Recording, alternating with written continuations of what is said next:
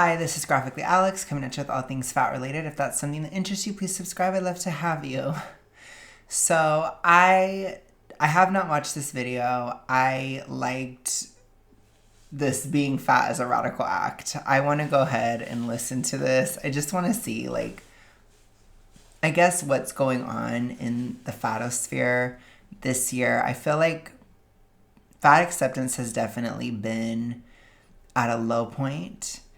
They have not been able to pivot or deal with the rise of meat. No, I'm just kidding. The rise of the Ozempic thing, I think, is a major thing. I also think that they're struggling with, changing trends. I think it has a lot to do with the cost of food as well. There's just so many headwinds that they have faced. I think that combination with Ozempic affecting the rich, or basically those types of people who could just buy it outright, people using that for weight, and I think the cost of food affecting the poor, it just really, they have not been able to pivot at all. That's basically what I will say. I think it has really been struggle. That is definitely a point I have talked about, is how expensive it is to be obese. And I'm going to keep saying it because I'm so sick of the narrative that being poor creates obesity. It doesn't make any sense. And it's just toxic ritualistic BS. I think that it can make it harder to lose, which I will get into that when I talk about diet culture soon. We're getting there. Getting ready. We're getting there, you guys. I have decided I'm going to talk about that in the next era. But anyways, let's get into this. Let's see the flopification of fat acceptance. Let's see what this take is. Morning. Sorry about the lines on my forehead. I was laying my head on the table because I didn't want to be alive for a second. So everyone can just ignore that. Thank you. But I wanted to hop on here and throw a little discourse at you per my last video, second to last video. It's been doing some numbers and there's a lot of self-loathing fat people in the comments, which I totally understand given the context of the video. I was also self-loathing a little bit, but I want to remind everyone, the masses, my fellow fatties, that it is a radical and joyful act to be fat and remain fat. I feel like as a community, it's important for us to highlight and focus on fat joy as well. Was I self-loathing in that video? Absolutely, because So I find it so fascinating that, again, she's talking about a video that we haven't watched. She's talking about how she apparently was engaging in self-loathing, but at the same time, and now totally pivoting and saying that there's such joy in it. There's such joy within being fat, within fatness. It's a huge contradiction. I don't know if she's understanding that. I don't know. It's very bizarre. What is being fat if not self-loathing a little bit and reflecting on how poor my experience has been? But also, I experience so much joy, as a person and as a fat person. Being able to exist in a body that, is not societally accepted or, conventionally attractive and still feel... So that is a toxic ritualistic thing. Not everybody who is fat for that reason is within E fall by the letter D, but it's still a concept rooted within it. It is the idea that being fat is protective, which that's what she's touching upon. I don't know if she realizes that that's what she's touching upon, but it's not real. Being fat is not actual safety. It's not real. It makes you unsafe in your own body. It isn't real. And that can be really hard for people, but I think that that's what she's touching upon. I try to show you guys the E5 by the letter D roots of a lot of what they're saying, and that's that one. So she's thinking of her fatness as a way to protect herself. Feel like hot, still feel beautiful, still feel powerful, still feel popular. That's so. But you just said that it's so good to not be conventionally attractive. So it's like, I can feel that way for me, but nobody else. It's not healthy. It's bizarre. I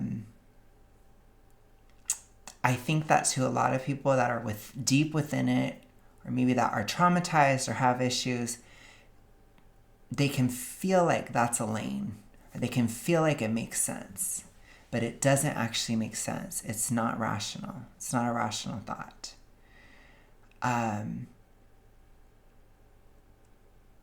It just, yeah. Cool. And I feel like we also need to remind ourselves that those things can exist while being fat as well. Like, you can feel hot, you can feel cool, you can feel powerful, you can feel like the baddest bitch on the fucking planet, while also being in a body that's not conventionally attractive or like the societal standard. Like, that's allowed to exist as well. Not only is it allowed to exist, but it's. Yeah, I think this comes from a desire to control how others see you. It comes from a desire to control how you feel. Now walk with me. This is kind of weird. But if you think about it, if you were to become conventionally attractive, you could no longer, in isolation, decide if you were attractive or not on a moment by moment basis. And a lot of people within this issue, they feel the need to play with these emotions.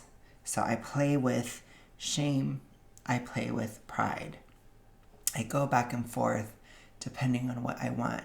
And I can do that in isolation because I'm not conventionally attractive. Because if I was, then I couldn't say that I'm not attractive to myself, or it would be harder to believe it if I was experiencing more things that indicated that I was.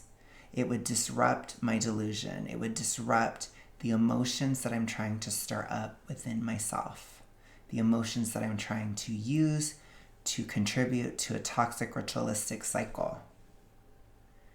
I know that's really deep and kind of woo and weird, but you have to remember, toxic ritualistic mindsets are not rational. They're almost always based entirely in, first of all, pathology, and second of all, anxiety. And that anxiety warps emotions. And so it creates these weird emotions based on anxiety that don't make sense. And it's really hard because a lot of people that are toxically ritualistic, they're very emotional. And so when we are emotional people, we live our lives based on these emotions. But if these emotions are based on an anxious delusion, they are not serving us. They're not rooted in reality at all, which is really negative. And it can contribute to this cycle of constantly binging, maintaining this unsustainable size for years and years and years. Okay? Punk rock as fuck. Like, to be able to feel hot and like a badass and like sexy and the most beautiful person in the room while being in a body that like society kind of hates, that's radical. That is a radical act. It's punk rock. It's hell fucking yeah. And I think that we should be Is it radical, or is it an attempt at exerting control in an unhealthy way?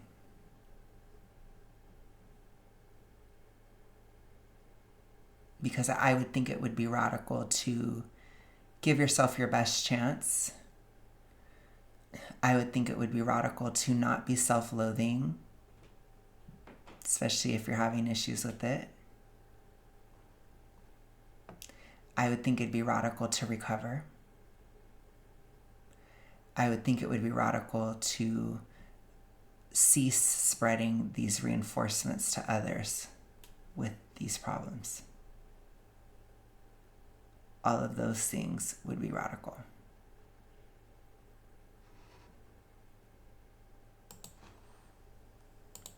Encouraging and participating in that more as a community of fat people. Like, your existence as a fat person is radical and against the norm, and you're a badass for that. And you're also hot, and people shouldn't make you feel otherwise. She's contradicting herself a lot.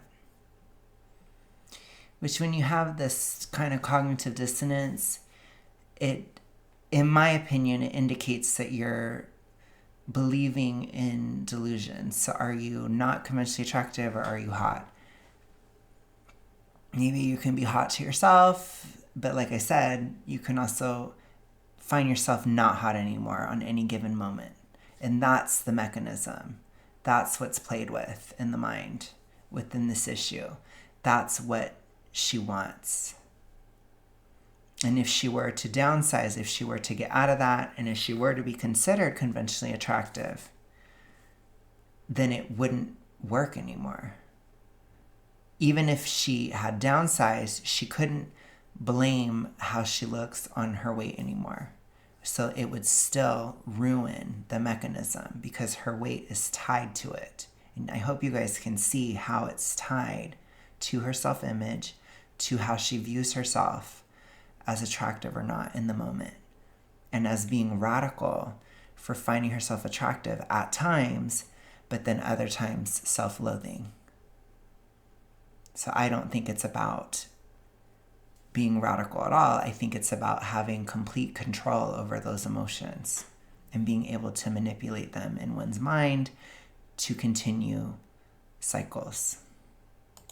Anyways, just wanted to add that as an addendum to my previous video because I didn't want to get caught in this like negative thought loop about being fat. Like, there are joyful parts of being fat.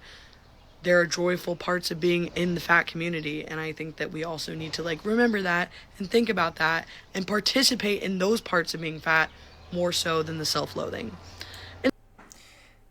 But it won't matter. She'll do it if she feels like it. She says that, but it doesn't really actually matter. I think it's also about she's trying to reinforce in herself in this moment, but she's also trying to reinforce others. And that's the tricky part of this mental illness, is there is a social component, and we keep seeing it over and over again. Anyways, y'all are all beautiful, you're all hot, and I love you. Mwah. But yeah, that's my opinion. That's my translation. Let me know what you guys think. I will talk to you guys again very soon. Have a good one. Bye.